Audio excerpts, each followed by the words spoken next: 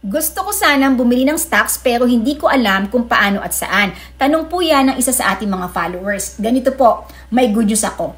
Tamang-tama, magkakaroon ako ng free training sa January 2025. Ito ay para sa mga beginners or zero knowledge or little knowledge sa Philippine stock market. Ang ituturo ko dito ay kung paano ka kumita sa dividend investing, long-term investing, and short-term trading sa Philippine stock market.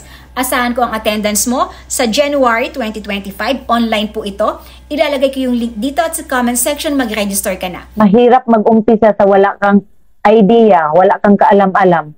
Kaya nung nakita po kita, Ma'am Cynthia, naisip ko yun yung ano mo doon na mag-try.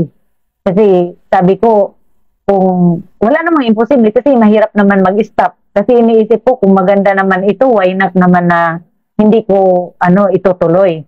Kaya nung nag-message po ako sa inyo, kumuha ako nung first is yung ebook muna.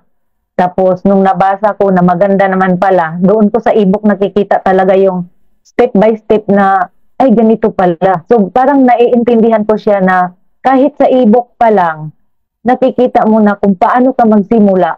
What if kung may magmi-mentor pa sa'yo na magtuturo kung paano ka i-guide, di ba?